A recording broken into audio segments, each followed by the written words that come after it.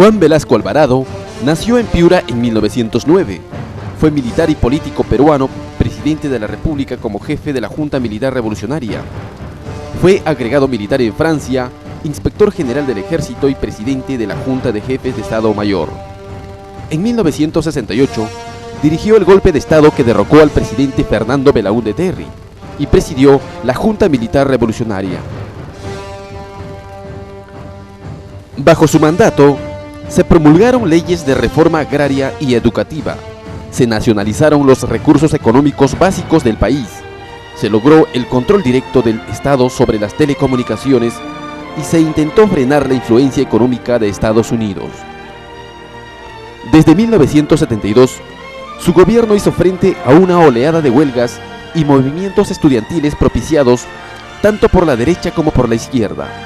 En 1975, fue depuesto por un golpe de Estado dirigido por Francisco Morales Bermúdez. Juan Velasco Alvarado falleció en 1977 en Lima. Este general conocía bien el ejército.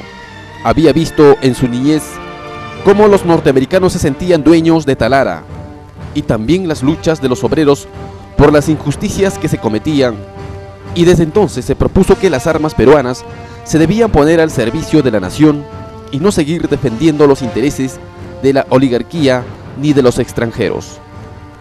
Desde abril de 1968 había preparado un equipo con el que desarrolló el Plan Inca, con la finalidad de luchar por la independencia económica y pos una real defensa de la soberanía nacional.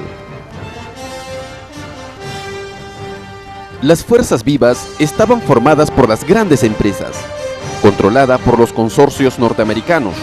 Los bancos, las haciendas y las sociedades nacionales se agrupaban a los inversionistas, financiaban a los partidos políticos y de esta forma se aseguraban la potestad de decidir quiénes postulaban a los cargos públicos.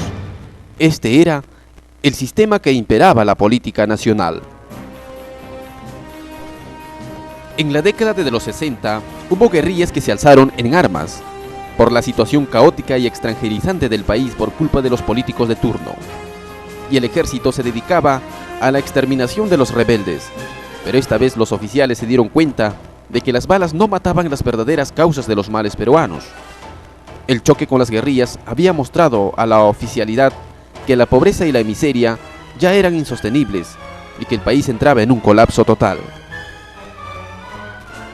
El general Velasco era la cabeza del ejército en 1968 y se dio cuenta de que solo una revolución podía cambiar el destino del país.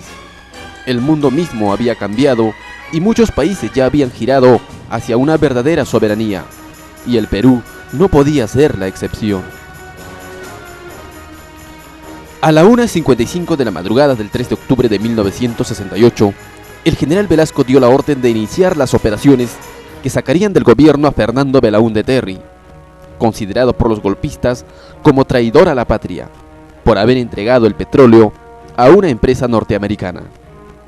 Belaúnde fue deportado a Buenos Aires, Argentina.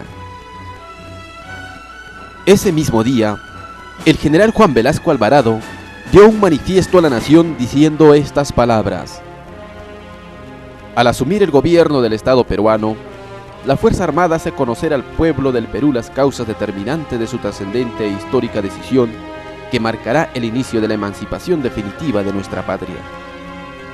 Poderosas fuerzas económicas nacionales y extranjeras, en complicidad con peruanos indignos, detentan el poder político y económico inspiradas en lucrar desenfrenadamente, frustrando el anhelo popular en orden a la realización de las básicas reformas estructurales, para continuar manteniendo el injusto orden social y económico existente, que permite que el usufructo de las riquezas nacionales esté al alcance de solo los privilegiados, en tanto que las mayorías sufren las consecuencias de su marginación lesiva a la dignidad de la persona humana.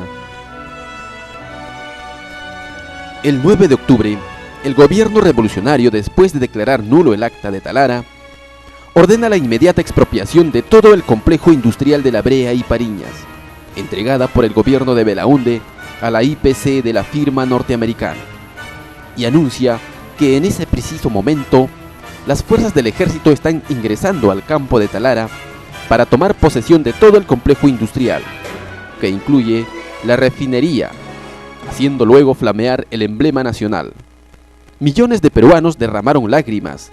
El Perú se imponía soberano por vez primera desde 1532.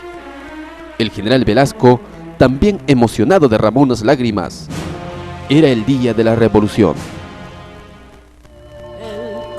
En la década de 1970, el gobierno revolucionario inició reformas radicales, entre ellas la expropiación de los complejos agroindustriales de capital extranjero y las grandes haciendas latifundistas, y una amplia reforma agraria que de alguna forma reivindicó los sufrimientos de millones de peruanos que, por ser del Perú profundo, habían sido explotados, marginados y sentenciados a una cadena de injusticias y al genocidio mismo.